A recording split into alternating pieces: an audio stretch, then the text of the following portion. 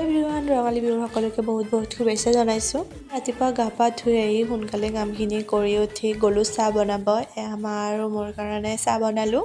তাৰপিছত খাই ল'লোঁ চাহ। চাওকচোন চিকু একদম খালেহি চাই থাকে, তো তাকো দি দিলোঁ। ইফালে মা গ'ল মন্দিৰত। তাৰে অকণমান পিছত আকৌ গ'লোঁ মই ৰাস্তাত, যিহেতু লগৰ ছোৱালীজনী আহিছিল, তো তাইক লৈ আহিলোঁ।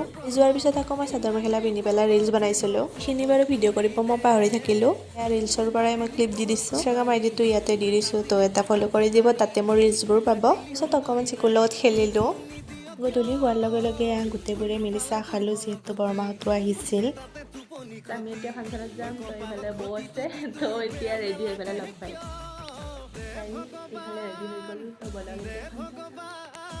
এয়া আমি ঘৰৰ পৰা ওলাই আহিলোঁ। ইয়ে কৈ লগৰ কেইজনীকো লগ পালোঁ, একেলগে বহি ল'লোঁ। যিহেতু সুবাসনা বাও আহি পালে, তো এতিয়া ফাংচন চাওঁ। তো আজি মিনি ব্লগটো ইমানখিনি আছে, কেনে পালে জনাব। আজিলৈ আহিছোঁ, বাই।